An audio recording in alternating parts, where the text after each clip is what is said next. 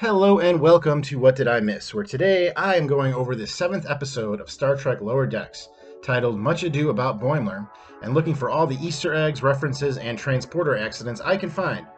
Now, usually this is where I ask you to hit the like and subscribe button, which you definitely should do, but I also wanted to say thank you. Thank you for watching my channel. I am so grateful for how quickly this channel is growing. My views are way higher than they should be with the number of subscribers I have right now, and even the other Star Trek YouTubers are starting to take notice. So sincerely, thank you. In Much Ado About Boimler, nothing was what it seemed in this episode, as we follow Mariner on a mission with an old friend and watch Boimler go out of phase with reality after an accident.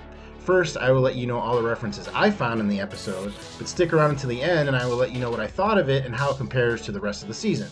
This is What Did I Miss? That's more your specialty.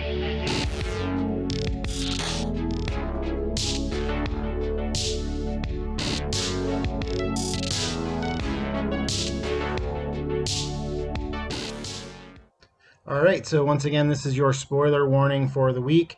If you have not watched the 7th episode of Lower Decks, please go watch it and come right back here.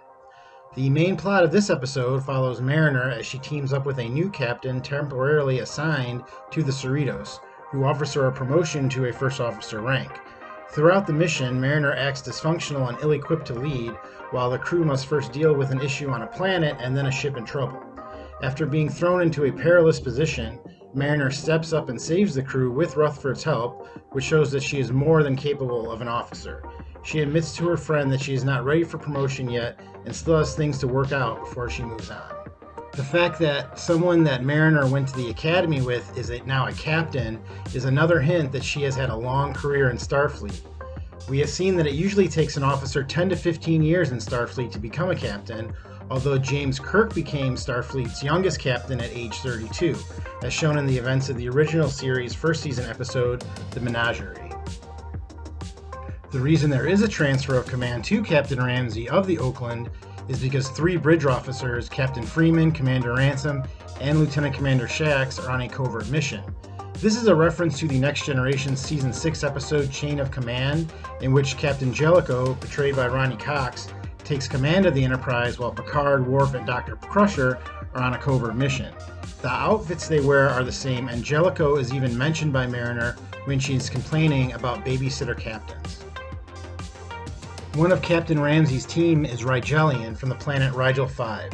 The Rigelian species was mentioned in the original series Season 2 episode Journey to Babel, but only appeared on screen 40 years later on the show Enterprise, and are also a playable species in the game Star Trek Online. The ship that Ramsey is from is called the Oakland, and the ship that is saved is called the Rubido, which are probably both California-class starships like the Cerritos, since Oakland is a city and Rubino is a neighborhood in California.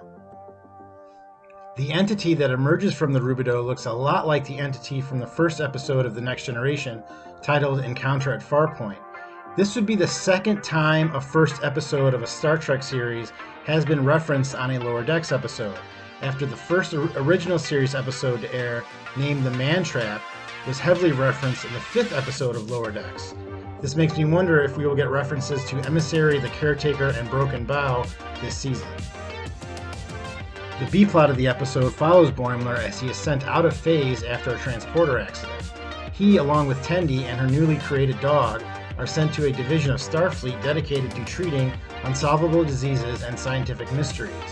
Upon arriving on the vessel, Boimler is shocked to see that there are people with horrendous injuries being sheltered by Starfleet. The crew plans a mutiny, but Boimler informs on them, which causes them to lash out at him and attempt to shoot him out of an airlock right after his condition relents. In the end, the farm is shown to exist as a tranquil hospice, and the personnel on the ship are taken to the planet while Boimler is forced to return to the Cerritos. The dog that Ensign Tendi creates is nothing like any dog we have seen on Star Trek or anywhere else. This is another sample of how naive Tendi is to Earth culture, as in the first episode, she remarked that she had never seen sand before, and now she creates a creature that is supposed to look like a dog, but otherwise is in no way like one. The dog itself may be a comment at fans of Star Trek and their attitudes towards new properties like Lower Decks, meaning we see something with Star Trek on it and expect to know what it is about before we even watching it, but in the end it turns out to be something totally different. The transporter experiment that Rutherford is working on looks to me a lot like the Brendel pods from the movie The Fly. In that movie, a man is trying to create a transporter device and also has an accident, proving the point that life finds a way. The name of the ship that Boimler first believes is the farm is named the Osler and has a registration of NX75300 and looks to be emerging from a thunderstorm in space, which is what Nero's ship was described as in the reboot Star Trek movie. The NX class of ship has been shown to be given to experimental ships instead of the common USS ship registration prefix and was given to Captain Archer's Enterprise.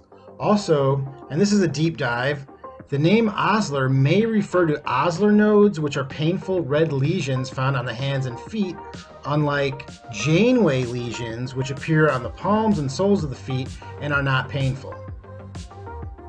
Rutherford states that Boimler's phasing is due to him being a millicochrane off. A cochrane is a unit of measure of subspace distortion and was named after Zefram Cochrane, the inventor of the warp drive. When Boimler finds out he's going to be sent to Division 14, he asks if they have the time travel police. The Department of Temporal Investigations are the actual time travel police and were shown in Deep Space Nine, Voyager, as well as Enterprise. Boimler asks if Division 14 can make me a real boy. This is a reference to a line from the story Pinocchio in which a boy is brought to life after being built by a puppeteer, similar to how the dog was brought to life by Tendi in this episode. The captain of the Osler is an Adosian. Arex was an Adosian and the prime navigator for the Enterprise on the first animated series. One of the people on the Osler, named Ensign Jenna, who is said to be exposed to delta radiation and is in a chair reminiscent of the one Captain Pike is shown to be confined to after his exposure to radiation, as shown in the original series episode The Menagerie, as well as the second season of Discovery. A creature named Anthony is also present on the Osler that looks like the creature Tom Paris and then Captain Janeway turned into after Tom Paris broke Warp 10 in the Voyager Season 2 episode Threshold. The concept of people being sent away to a special division of Starfleet has actually been shown before. 4 genetically altered individuals were shown in the Season 6 episode of Deep Space Nine named Statistical Probabilities to be under the special care of a doctor.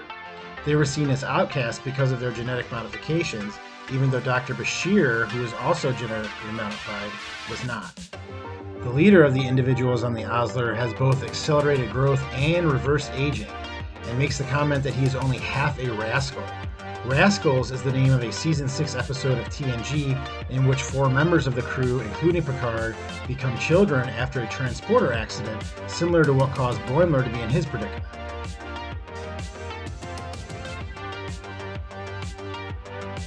I like this episode, although maybe not as much as the 2 ones before it. I guess I just did not find myself laughing as much, but I did think it was a good episode for Mariner's character development.